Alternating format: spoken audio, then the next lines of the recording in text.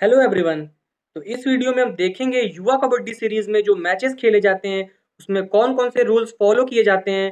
इस वीडियो में हम डिटेल्स में जानेंगे मैच रूल्स ऑफ युवा कबड्डी सीरीज। तो आइए स्टार्ट करते हैं।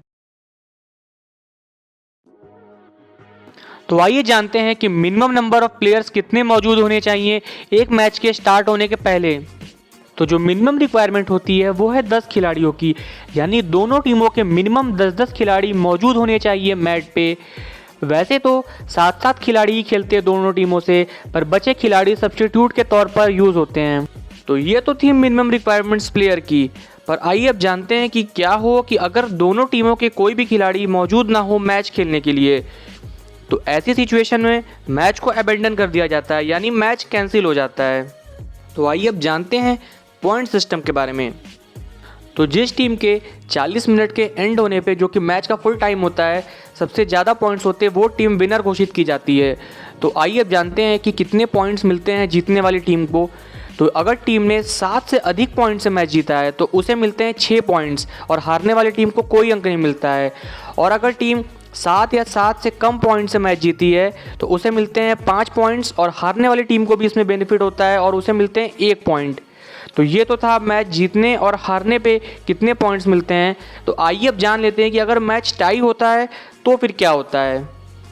अगर कोई normal league stage match tie होता है तो उसमें दोनों टीमों को बराबर 3-3 अंक बांट दिए जाते हैं। पर यही कोई अगर नॉकआउट मैच होता है तो इसका रिजल्ट जानने के लिए एक्स्ट्रा टाइम का रूल अलॉट किया गया है। तो जो एक्स्ट्रा टाइम का होता है वो होता है 3 मिनट का, जिसमें कि होते हैं 2 हाफ, और 1 मिनट का होता है हाफ टाइम ब्रेक।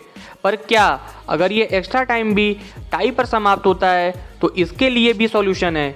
इसके लिए 5 रेड ईच का सिस्टम निकाला गया है, जिसमें कि टीमों को अपने पांचों रेडर के सीक्वेंस पहले से डिसाइड कर लेने होते हैं कि वो किस सीक्वेंस में रेड करेंगे, और इसमें जो बॉक लाइन होती है उसी को बोनस लाइन डिसाइड किया जाता है।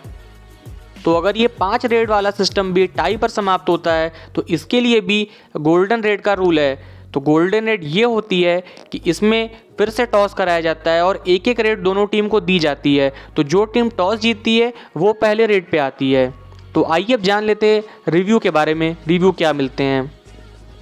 तो दोनों टीमों को पर हाफ में एक एक रिव्यू मिलते हैं, और अगर टीम ने कोई अपना रिव्यू ख़राब कर लिया है तो फिर उस हाफ में उसके पास कोई रिव्यू नहीं बचता है। और अगर उसका रिव्यू रिटेन भी होता है तो भी वो अगले हाफ में नहीं जाता है, यानी दोनों हाफ में एक ही रिव्यू मिलते हैं टीम को।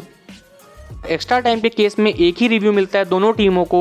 तो अगर वो रिव्यू अनसक्सेसफुल होता है तो पूरे मैच में कोई रिव्यू नहीं बचता है, और अगर वो रिटेन करते हैं तो वो लास्ट तक रहता है उनके पास। तो दोनों टीमों को 5-5 सब्स्टिट्यूट करने के ऑप्शन होते हैं मैच में, जो कि कॉइन्स का यूज़ करके किए जाते हैं। और अगर कॉइन्स ख़त्म हो जाता है तो फिर मेडिकल सब्स्टिट्यूशन ही एक ऑप्शन होता है उनके पास। और अगर कॉइन्स बचे होते हैं टीम के पास तो मेडिकल सब्स्टिट्यूशन भी कॉइन का इस्तेमाल करके ही किया जाता है मैच में। तो दोनों टीमों को 30-30 सेकंड के 2 टाइम आउट्स अलॉट किए जाते हैं पर हाफ में, जिसका कि इस्तेमाल वो उस हाफ में कभी भी कर सकते हैं अपने कोच से इंटरेक्ट करने के लिए। तो जो ऑर्गेनाइजर्स होते हैं उनके पास पूरा राइट होता है कि वो किसी भी रूल को मॉडिफाई या कोई नया रूल टूर्नामेंट में ला सकते हैं। तो इसके संबंधित टीमों को पहले से सूचित कर दिया जाएगा।